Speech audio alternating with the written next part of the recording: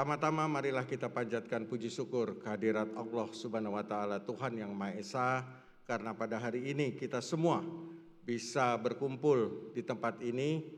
Insya Allah mudah-mudahan kita semua dalam keadaan sehat walafiat tanpa kurangan satu apapun. Bapak Ibu yang kami hormati, setiap tahun CNBC Indonesia selalu melaksanakan forum seperti ini yang dinamakan Economy Outlook. Ya, tahun ini tentu tahun yang tidak mudah ya untuk kita semua. Ya, tentu ini menjadi hal yang perlu menjadi perhatian kita semua. Oleh karenanya nanti sebelum para panelis yang akan menjadi pembicara, yaitu panelis dari otoritas-otoritas yang memang membawahi bidang ekonomi khususnya, hadir nanti Gubernur Bank Indonesia yang diwakili oleh Deputi Gubernur Senior Bank Indonesia, lalu ada Menteri Keuangan, juga Wakil Menteri Keuangan yang baru nanti juga hadir, begitu juga Ketua OJK yang membawahi bidang perbankan, dan yang berikutnya adalah Ketua Lembaga Penjamin Simpanan. Itu akan masuk panel setelah saya selesai nanti disampaikan. Ya. Nah, ini baru disebut orangnya sudah datang. Selamat datang Bu Destri. Ya. Beliau adalah Deputi Gubernur Senior Bank Indonesia.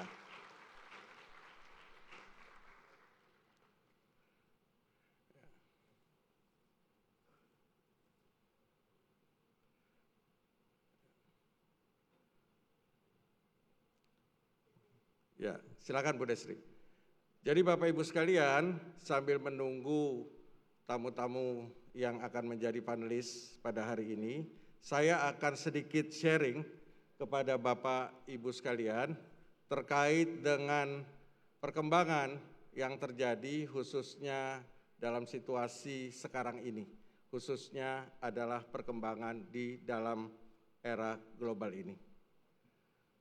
Tolong slide-nya.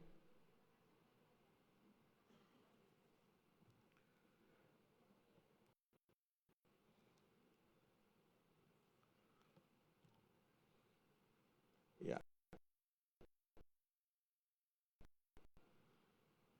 Bapak Ibu sekalian, masa The Age of Chaos, ya, majalah ekonomis, The Economist itu membuat cover seperti ini yang menggambarkan bahwa saat ini adalah kita masuk kepada era atau masa keotik, masa di mana penuh turbulensi, masa di mana perlu penuh ketidakpastian. Kita tahu bahwa ketidakpastian ini ada banyak. Yang pertama tentu ketidakpastian di bidang geopolitik, ketidakpastian di bidang ekonomi, ada disrupsi teknologi, ada perubahan demografi, dan juga ada terkait dengan masalah lingkungan. Dalam geopolitik kita lihat masalah yang tidak pernah selesai di dunia ini.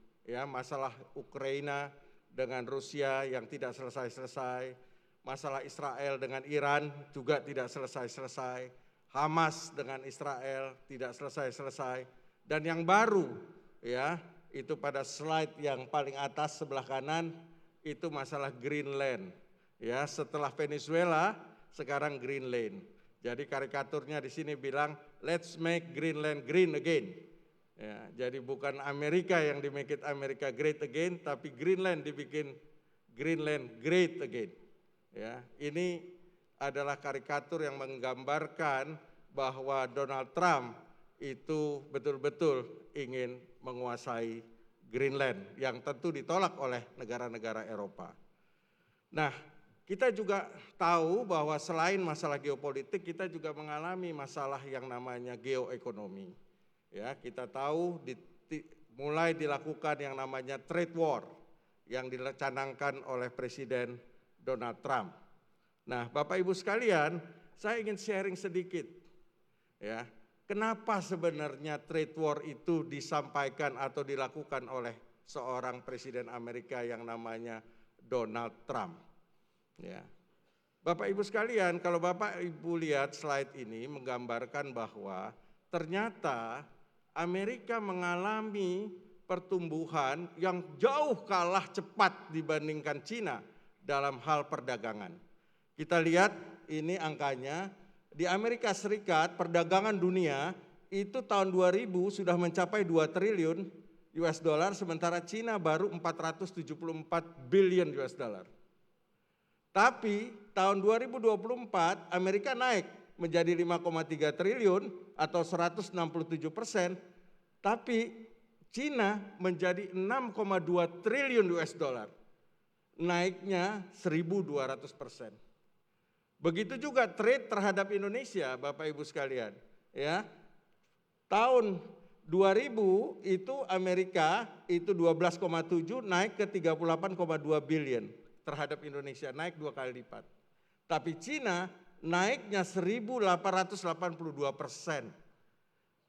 Nah, ini yang menyebabkan kalau seandainya Amerika tidak melakukan segala sesuatu terkait dengan menolong ekonominya, maka Cina akan menguasai dunia dalam waktu yang tidak terlalu lama lagi. Oleh karenanya, Trump harus melakukan pembelaan diri dengan melakukan trade war. Jangan lupa, Trump adalah seorang businessman, seorang yang sangat praktikal di dalam melakukan kebijakannya. Dia tidak melihat permasalahan hal-hal yang di luar kontekstualnya. Ya, masalah ekonomi adalah masalah surviving. Ya, inilah yang dilakukan oleh Trump. Dan kita lihat juga sudah terjadi yang namanya dedolarisasi. Ya, cadangan devisa di beberapa negara itu cenderung turun, Bapak Ibu sekalian. Ya, banyak negara sudah menggantinya bukan cuma dengan mata uang lain, tetapi juga dengan emas. Ya. Nah, ini menjadikan nilai dolar atau indeks dolar terhadap mata uang lain cenderung menurun, ya, melemah. Ya, tentu ini Bapak Ibu sekalian merasakan kalau Bapak Ibu pergi ke luar negeri, ya, apalagi ke Singapura misalnya, itu harga-harga menjadi jauh lebih mahal karena kita pakainya rupiah, belanjanya dolar Singapura, maka itu terasa sekali harganya menjadi jauh lebih mahal. Ini juga yang menjadi jawaban kenapa harga emas naik, harga perak naik. Karena dolar yang tadinya safe haven, ya, tempat orang paling aman untuk menyimpan uang atau menyimpan kekayaannya, itu merasa sangat, ya, khawatir terhadap perkembangan dolar ke depan. Nah, Bapak Ibu sekalian, ini menjawab kenapa emas itu naik dengan sangat signifikan. Nah, inilah Bapak Ibu sekalian, ya, kenapa terjadi fenomena-fenomena yang seperti ini. Sudah hadir juga Pak Dian, selamat datang. Ya, beliau adalah Dewan Komisioner OJK yang membawahi bidang perbankan. Silakan Pak Dian.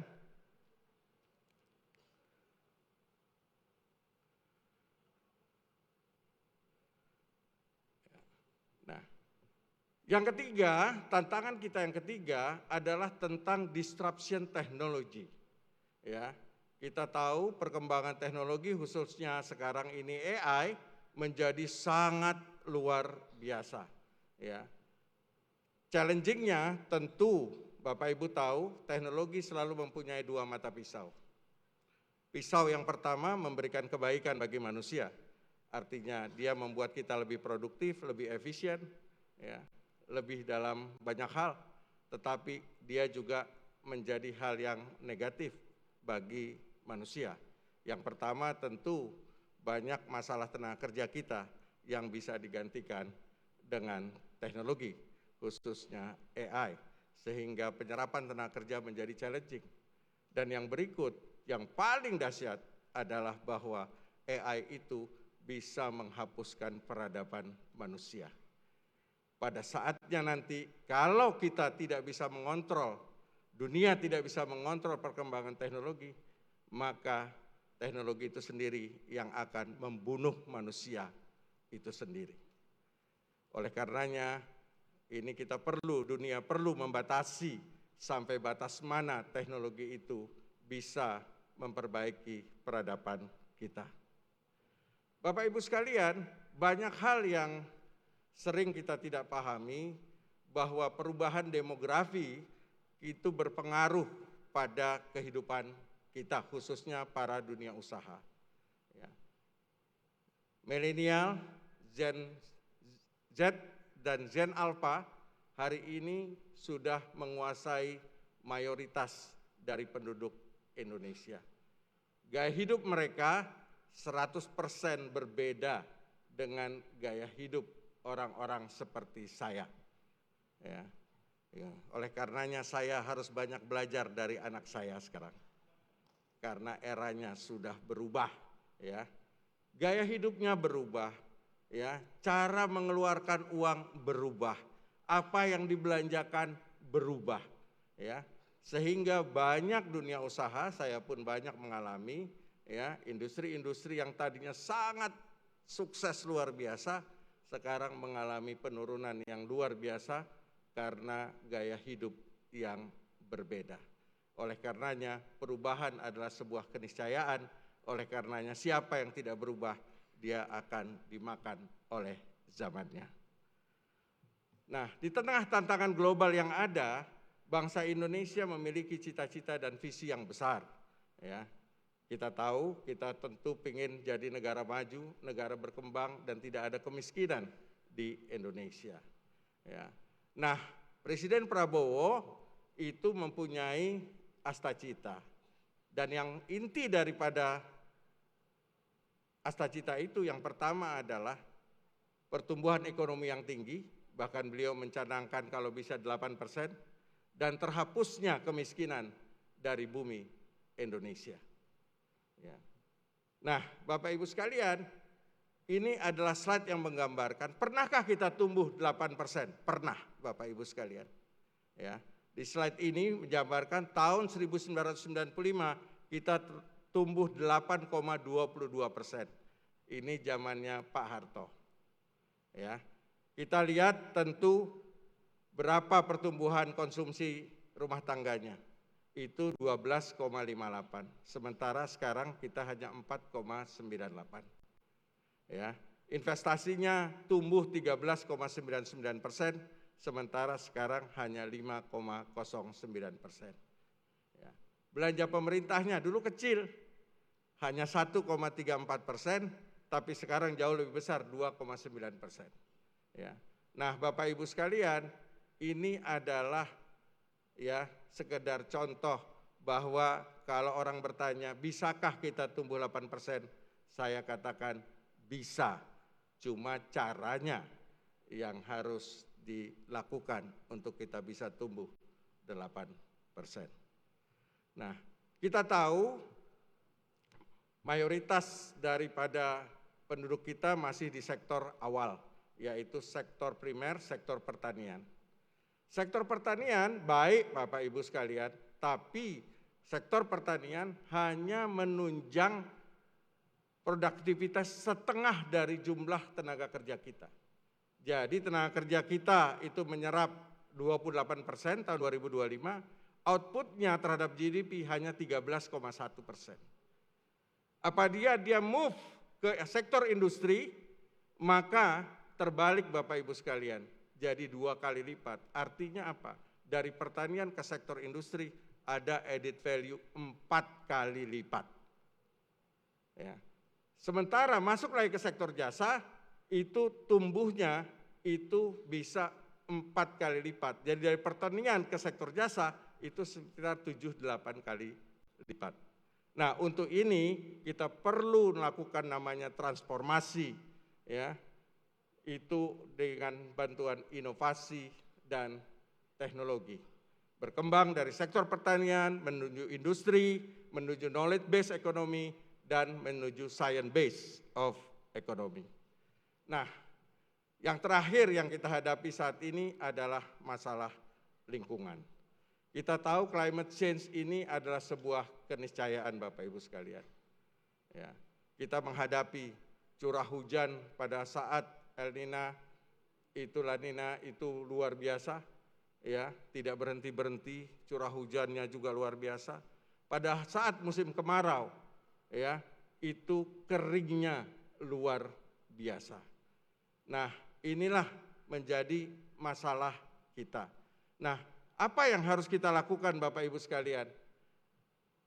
Prinsipnya adalah kita menjaga keseimbangan antara pragmatisme dan idealisme. Seperti yin dan yang dalam filosofi Cina, seperti hablum minallah, hablum minannas dalam agama Islam, seperti salib ya dalam agama Kristen. Ya, keseimbangan antara hubungan kita dengan manusia dan alam dan juga dengan Tuhannya. Pragmatisme itu bicara tentang keuntungan, faedah, manfaat. Idealisme bicara tentang kepentingan masyarakat, bangsa, dan negara.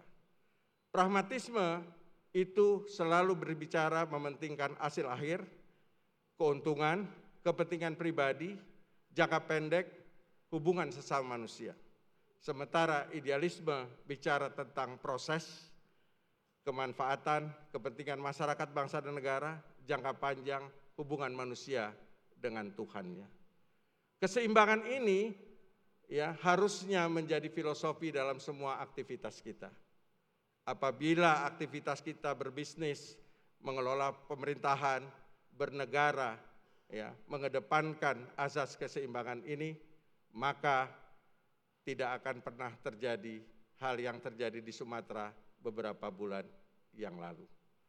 Karena pada dasarnya, karena kita tidak seimbang menjaga alam kita, ya kita terlalu pragmatis di dalam kehidupan kita, menyebabkan masalah lingkungan ini akan menjadi ya permasalahan kita di masa depan. Bapak Ibu sekalian, itu saja yang ingin saya sharing pada hari ini.